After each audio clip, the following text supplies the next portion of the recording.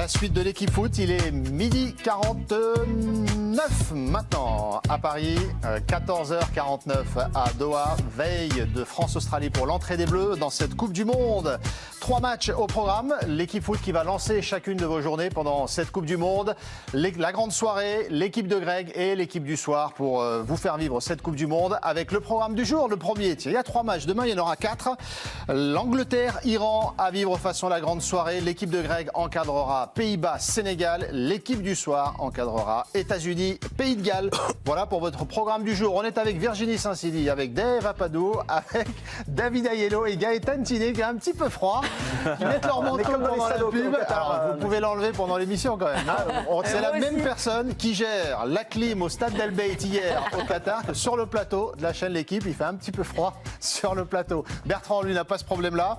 Il est toujours en direct avec nous depuis Doha. Bertrand, l'entraînement des Bleus à venir tout à l'heure. Ce matin, c'était conférence de presse et on parle beaucoup de Kylian Mbappé aujourd'hui. On va longuement en parler. Il est à la une de l'équipe. Mais pour celles et ceux qui nous rejoignent, l'atmosphère très rapidement. Et puis ce qu'on attend, veille de France-Australie, quelles sont les indiscrétions, les incertitudes autour de cette équipe de France qu'il faut encore lever? La plus grande incertitude, elle concerne la défense centrale avec Raphaël Varane qui est disponible pour les séances collectives depuis 2 jours maintenant et qui réagit plutôt bien à ces séances-là. Donc c'est une bonne nouvelle, lui qui avait été touché lors d'un match entre Manchester United et Tottenham, une lésion à la cuisse. Il était d'abord à l'écart en début de rassemblement. Maintenant il participe et il est apte. C'est en tout cas ce qu'a indiqué Didier Deschamps tout à l'heure encore en conférence de presse. Pour le moment, Didier Deschamps travaillait plutôt avec une charnière Konaté ou Upamecano. On sait pour des raisons différentes les réserves qu'on peut avoir sur cette charnière-là. Est-ce que le risque va être pris d'aligner Raphaël Varane qui n'a pas joué depuis très longtemps et qui est encore peut-être un petit poil fragilisé? Est-ce qu'il sera titulaire ou non? Ça aussi, c'est une des interrogations. Pour le reste, et ça aussi, c'est une surprise quand même. Didier Deschamps a la volonté d'aligner 4 joueurs à vocation offensive lors de ce match face à l'Australie. Et c'est une contradiction dont on peut se féliciter. En tout cas, à titre personnel, je m'en félicite. Mais une contradiction entre ce qu'il a indiqué très récemment en conférence de presse et ce qu'il s'apprête sans doute à faire pour le match demain face à l'Australie. On parle de Kylian Mbappé. Vous restez avec nous, bien sûr, Bertrand. L'entraînement, il est à quelle heure aujourd'hui? Vous savez que Messaoud, les questions les plus difficiles, c'est presque pas de nous demander des indiscrétions sur la composition d'équipe, mais d'avoir les horaires. Donc 19h, heure française, 21h pour chez nous.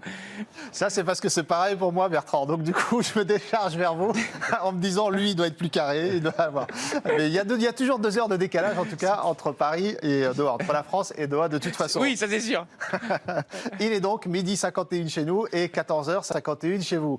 Virginie, on parle beaucoup de Kylian Mbappé aujourd'hui. Oui, il a fait la une de l'équipe. On vous l'a montré tout à l'heure, on vous la remontre maintenant.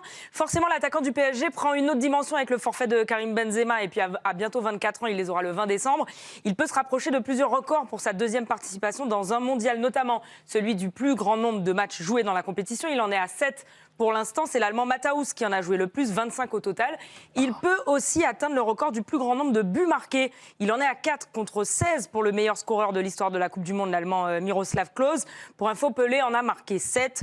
Didier Deschamps est d'ailleurs revenu aujourd'hui en conférence de presse sur son nouvel homme fort, son nouveau leader et son rôle dans l'équipe. Écoutez.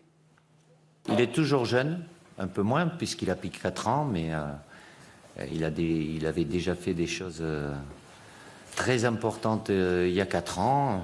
Ces 4 années lui ont permis encore de progresser, de gagner en maturité, même s'il en avait déjà beaucoup, d'avoir forcément, de par ce qu'il a fait pendant ces 4 années, encore plus de reconnaissance au niveau mondial. Responsabilité, il n'en a pas plus en interne. Après, sa capacité, évidemment, à faire la différence, à pouvoir marquer, à faire marquer, il l'a toujours eu. On en aura bien besoin, mais il le sait, même si c'était il y a 4 ans, c'est toujours le cas. Kylian s'inscrit dans un collectif et a besoin du collectif aussi, mais avec cette capacité, je le répète, qu'ont peu de joueurs de pouvoir être décisif à tout moment. Est-ce que c'est désormais l'équipe de France de Kylian Mbappé? C'est la question qu'on se pose avant ce France-Australie. Il y a 4 ans, vous vous souvenez, le Time, le célèbre magazine, avait comparé Mbappé à Pelé avec une une qui était extraordinaire.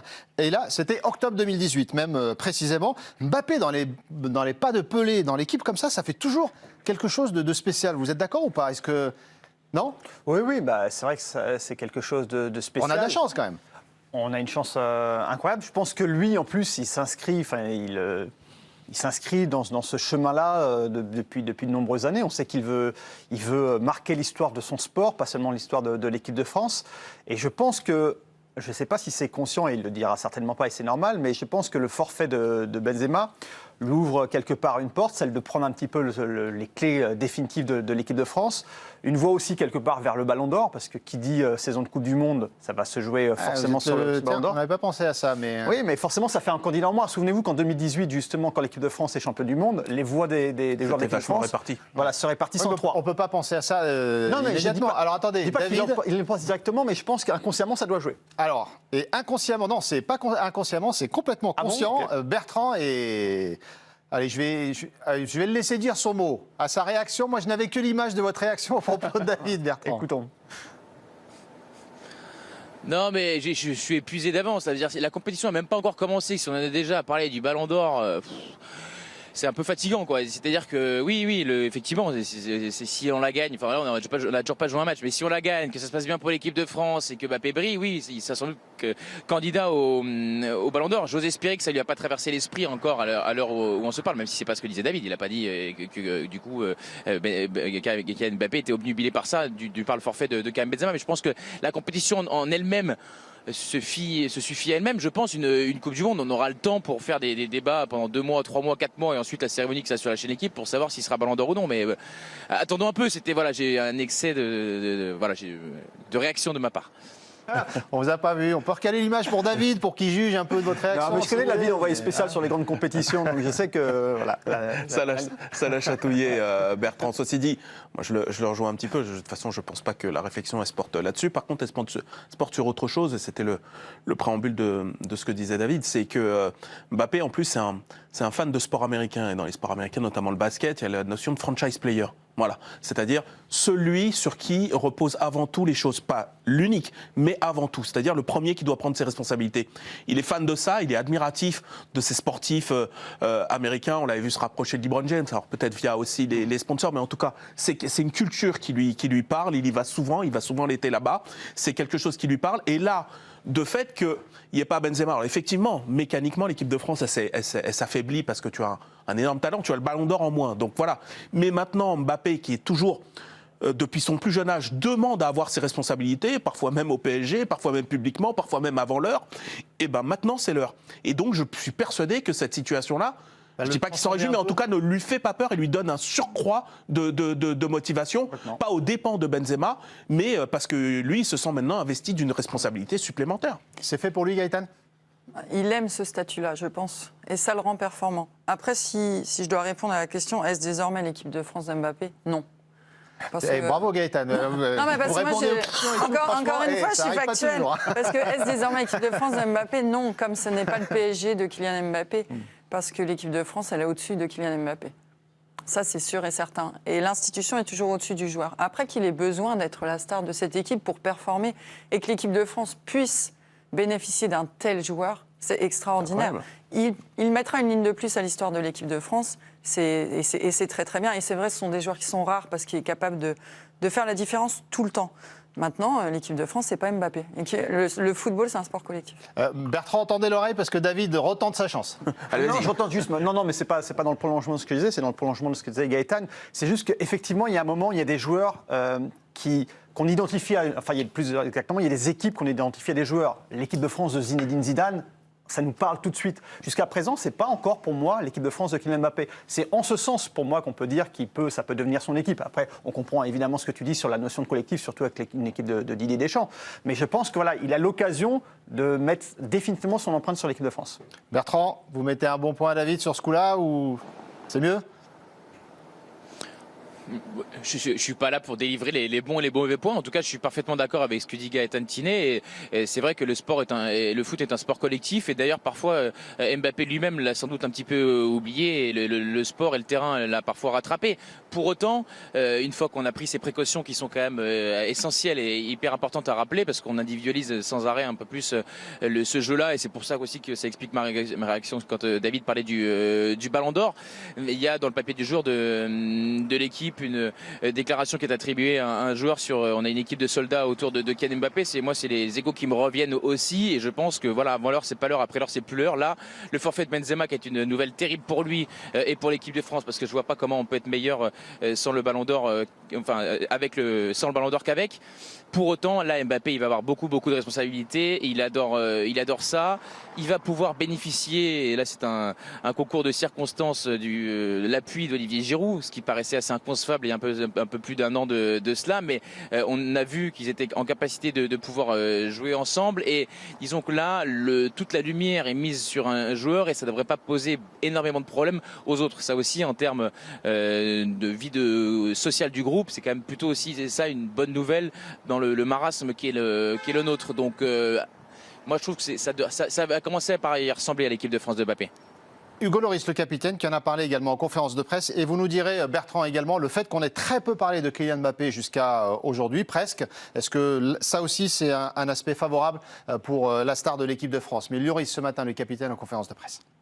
Un joueur comme Kylian, il est difficile de définir des limites, tant son potentiel est incroyable, mais je le sens concerné, concentré, détendu également, et je pense qu'il aura à cœur de performer et d'aider l'équipe à faire les résultats qu'on souhaite. Hugo Lloris, tel que nous l'avait décrit Bertrand tout à l'heure sur sa prise d'antenne, on a coupé. Non, je plaisante. Bertrand, je vous le disais juste avant d'écouter Hugo Lloris, le fait qu'on ait très peu parlé de Kylian Mbappé jusqu'à présent, est-ce que ça ne le place pas dans des conditions optimales pour réussir cette Coupe du Monde aujourd'hui?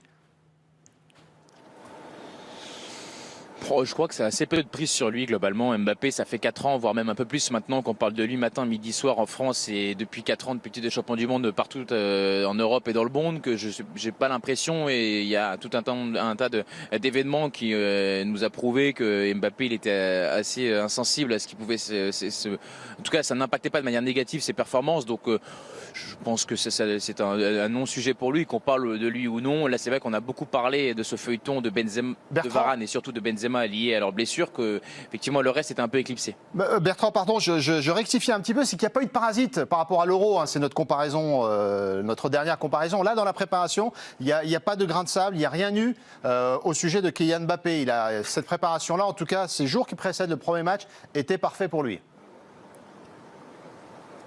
Ok, j'avais pas compris le sens initial de la question. Oui, dans ces cas-là, effectivement, ça c'est beaucoup mieux, parce que quand on est fragilisé par des querelles internes, ce qui avait été le cas avec Olivier Giroud, on gaspille forcément de l'énergie, on n'est pas totalement focus uniquement sur le terrain, la compétition et ce qui doit être le quotidien d'un joueur d'une nation qui prétend gagner une grande compétition. Donc c'est sûr que ça c'est beaucoup mieux, il est dans des dispositions qui là, pour le coup, sont parfaites.